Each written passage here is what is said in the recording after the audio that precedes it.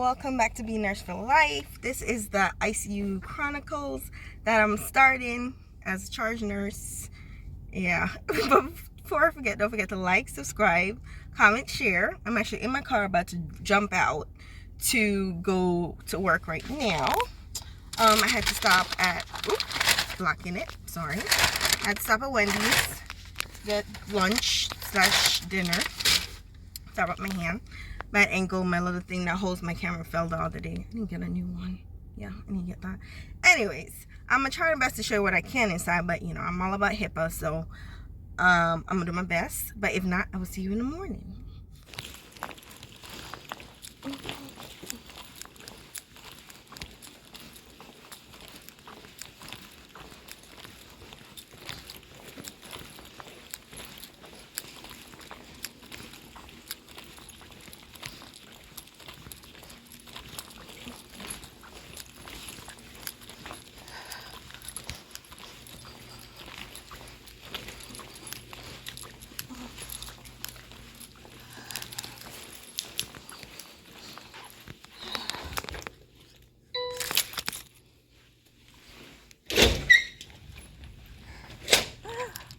Out.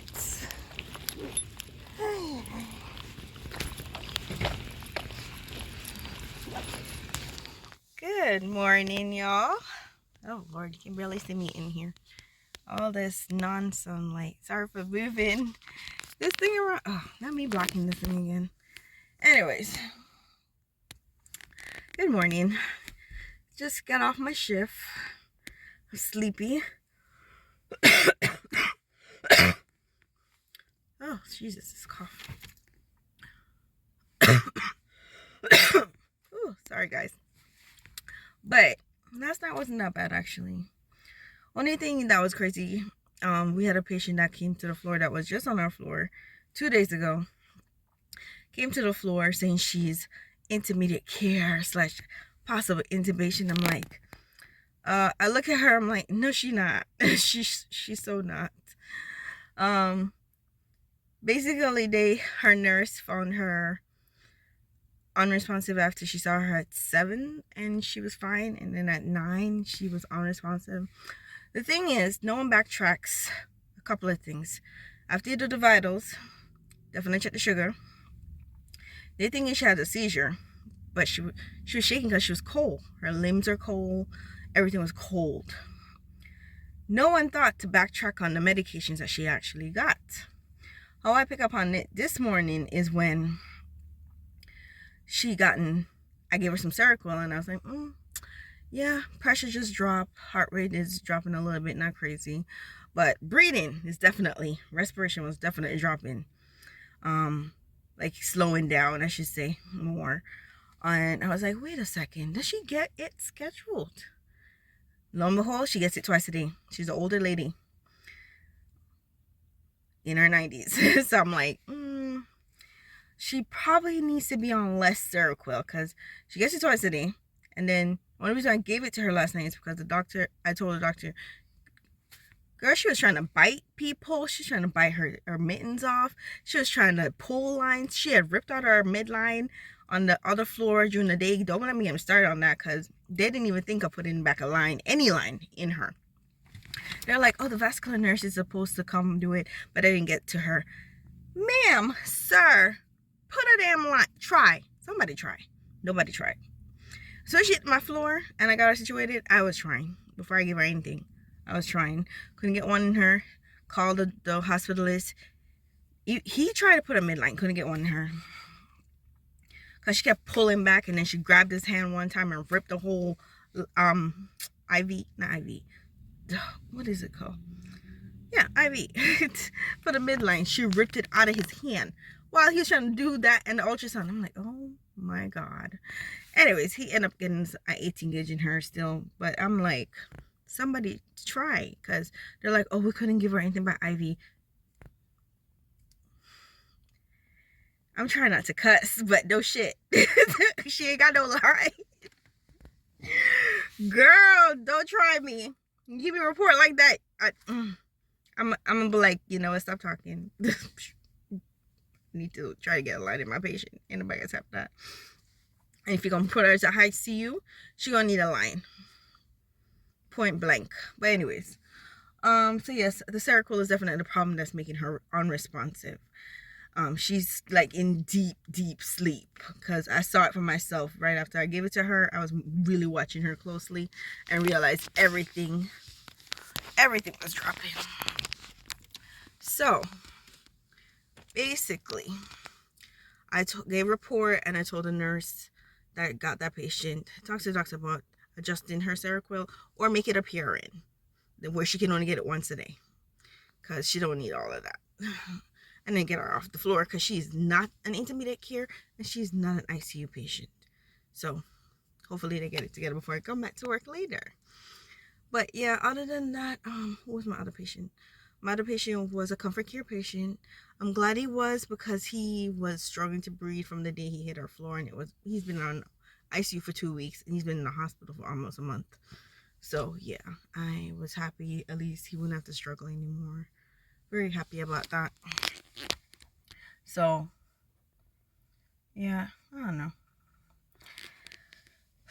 It was not a bad night, but being charge nurse and having patients and trying to help all the other nurses, it can be a lot. It can be a lot, especially when one of your patients is time consuming.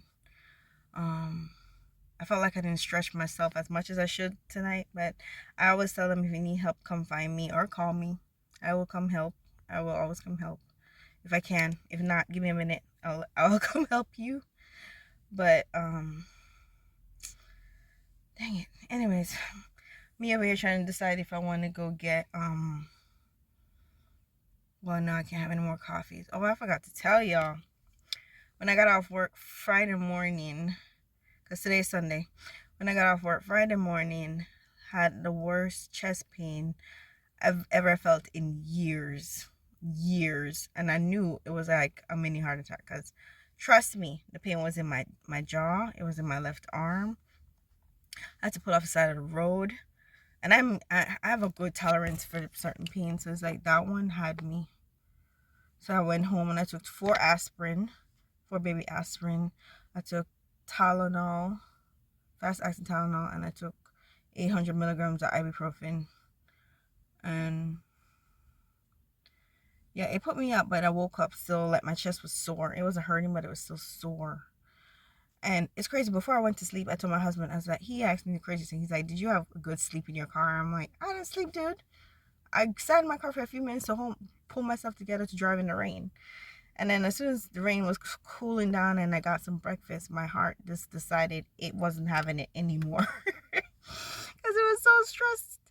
My heart was stressed. I've been stressed for weeks. There's so much things going on, and then work don't make it any easier. And I think I had a bacon burrito. This probably was a bad idea. That too. Anyways, so yeah, I told him, I was like, no, I didn't sleep in my car. My chest just hurt really bad. I need to lie down. This fool left me and didn't check on me. Talking about all he heard me. He think I said I had a headache. Sir, where you hear headache and chest pain? That's why now I was gonna call my friend Amanda or one of my other colleagues and be like, yo, call and make sure I'm still alive. Because the way my chest was feeling, I've had chest pain before, and it's usually because of my scoliosis. If the pressure from my back pushes forward, but this was going the opposite direction, and it was going up and down areas it really shouldn't go down, and I was very concerned. So I also told him all of that and everything. So that day I just rest. I didn't do that. I just rest, because my body was like, you need to stop moving. I was still sore. My chest was still sore the next day, but it wasn't hurting. My husband was like, oh, did you call your doctor? I'm like, it is the weekend. Who am I calling? Anyways, I'm realizing coming to work lately has been putting a lot of stress on my chest. My job ain't that hard. It really isn't. I just think it's just all the politics and all the foolishness that's been going on at work lately. It's been getting to me mentally, and I'm an internalizer. So meaning stuff outside is going on, I will internalize it. I won't verbally say it yet until it's getting to its breaking point. Then I'll lose my shit. But right now I'm like internalizing that, and we have a trip coming up, then we have another stuff coming up, then I have a bunch of stuff. I would be excited about the trip. I thought I would be, but now it's like all the cost of everything, especially when I paid so much for this flight for me, my husband, and the kids to go away. So it's like, then we had to pay a bunch of money for the parks and where we're going in Orlando. And then my sister has this crazy itinerary. I love her, but Jesus Christ, even the itinerary was overwhelming. I was like, I don't want to do something every day. I barely want to do something at my house. That's not true. I'm always trying to do shit. I'm always trying to do stuff at my house. But now they're here, now there. Anyways, let me not keep rambling. We're going to talk again later. And that will be in another vlog. So, and please like, subscribe, comment, share. You ask me any nursing questions you want. Trust me. I have an answer for you. If I don't, we're going to find it. But you can ask me nothing. Anything I should say. Oh God, I'm trying to not drink no more coffee right now. I really want coffee, but I think I had too much caffeine in one day, and that's probably what triggered that heart attack too. But yeah, all right, I'll see y'all later. Pray for me. Bye. 1 2 1 2, need my attitude. 3 4 3 4, check my latitude.